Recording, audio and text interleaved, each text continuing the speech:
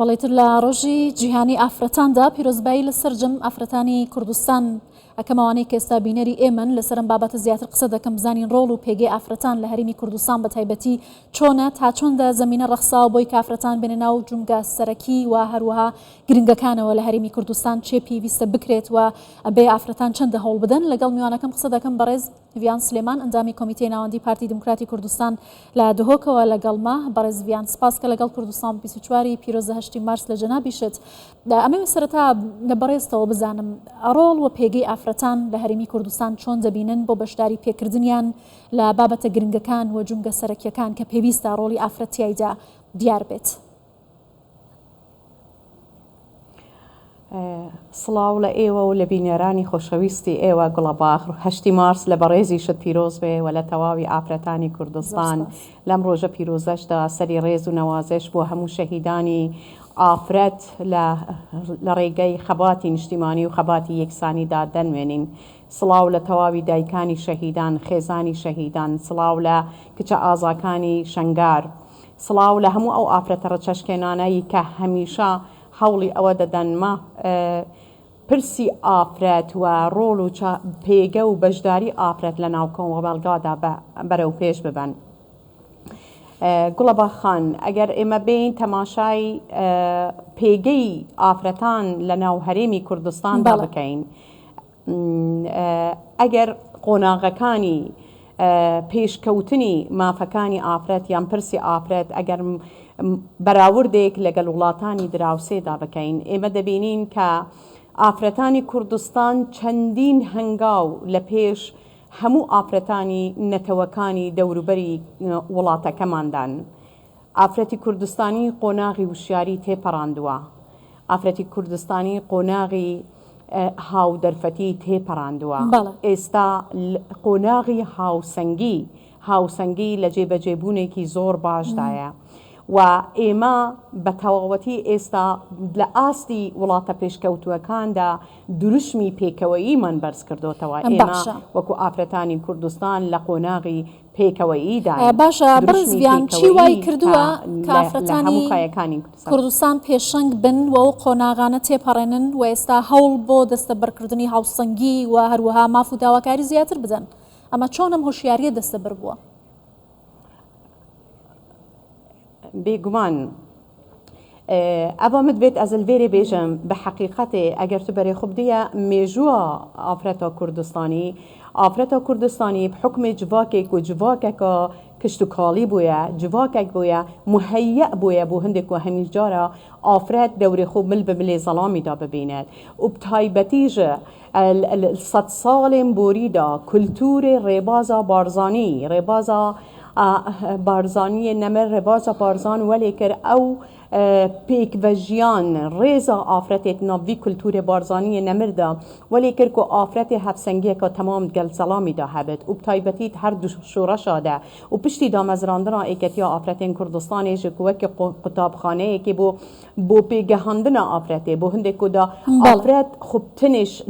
چارچوبێ ماڵێدا دەربازی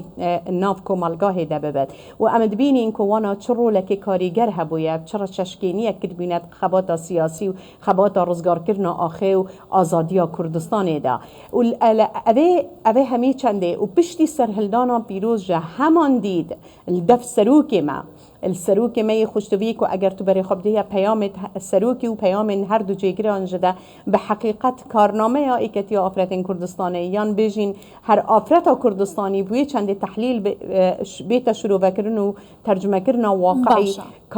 کارتێکردنێکە زۆر مەزن هەبەیە الڤێرێ بێگومان حکوومەت ئەفدیدا پارتی دیموکراتی کوردستان که همی جارا پشکاش سرکی باید حکومتێدا و دیدا جناب سروکی که ترجمه نافواقع کارنامه سیاسی حکومت هریم کوردستان دا باید لپیگهاندن زمین سازکردن پشتیوانی کردن و سازکردن درفتان اوه همی پیگ و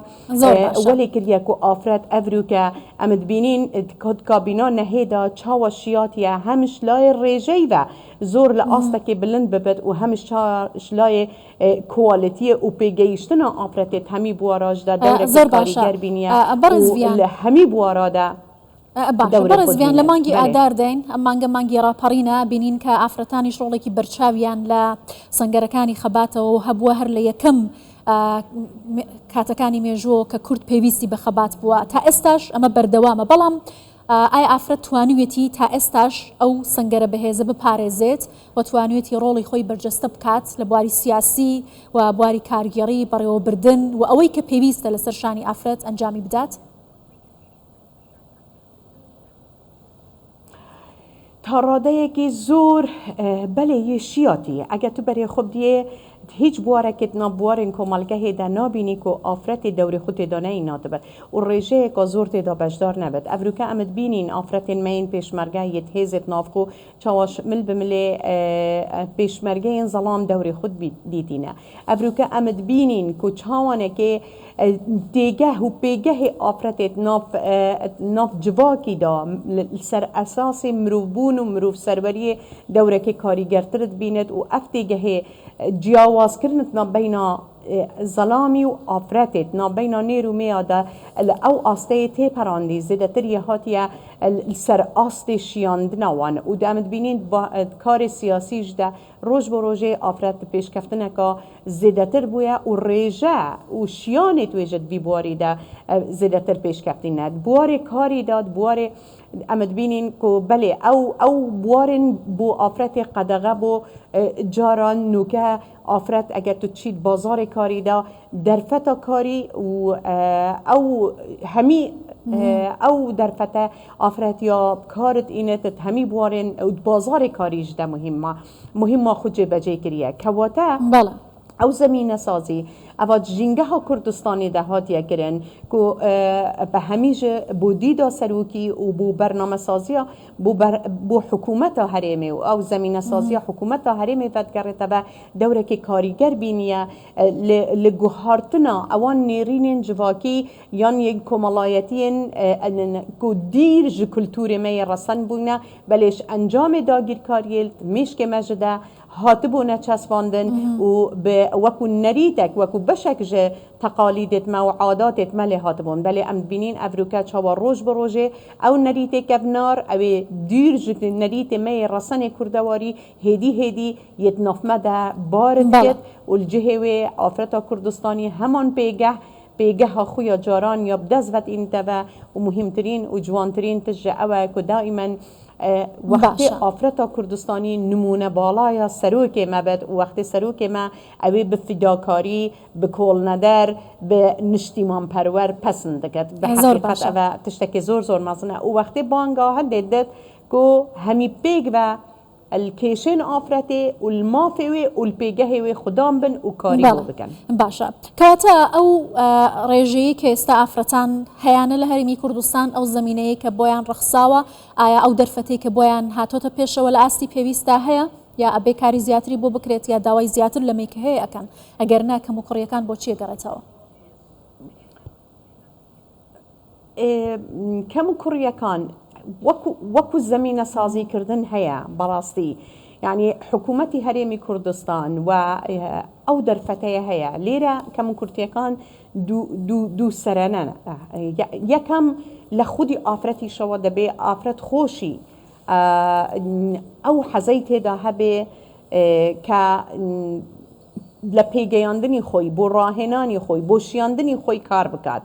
کە ئەو حەزە لە ناخەوە هەموو شتێک لە ناخەوە دەست پێ دەکات ئەگەر لە ناخەوە ئەو ئیرادەیە هەبوو ئەو حەزەیە هەبوو بۆ ئەوەی کە بەرەنگاری بربەستەکانی خودی تاک ببێتەوە و دەربازی ناو کۆمەلگا ببێت لە ناو کۆمەلگادا تاڕوەدەیەکی زۆر ئەو دەرفەتەیە هەیە پشتیوانی یاسایی لە هەمووی گرنگتر هەیە زمینە سازیکردن لە ناو حکوومەتدا هەیە بەڵام لێرەدا وەجگەلەوە کە هەندێک لە بربەستەکان زاتین هەندێک لە بربەستەکان دیسان هێشتان لە چوارچێوەی ژنگە لە ئاستی خوارەوەدا هەن و هەندێکیش بۆ ئەو زروفە نالەبارە و ئەو ناساقامگیریە سیاسیە و ئەو زروفە اقتصادیە قورسەش دەگەڕێتەوە کە ئافرەتانی کوردستان تێکەوتون و ئەوانە هەمووی پێکەوە دەبنەوە هەندێک بربەس کە ئافرەت نەتوانێ ئەو ڕۆڵەی کە دەیەوێ یان ئەو ئاستەی کە بیەوێ لە ئاستی پیاو بێت بە حقیقت نتوانێت بەو شێوازەیە ڕۆلی خۆی لە ناو زۆرینەی کایەکاندا ببینێتەوە بەڵام ئەگەر تەماشا دەکەی بەڵێ هەیە وجودی هەیە کار دەکات و تا ڕادەیەکی زۆر باش پێشکەوتووە زۆر باشە زۆر سپاس دەکەم کورتیش نییە بەڵێ بەڕێز ڤیان سلێمان ئەنجامی کۆمیتەی ناوەندی پارتی دموکراتی کوردستان لە دهۆکەوە لەگەڵمان بووی سپاس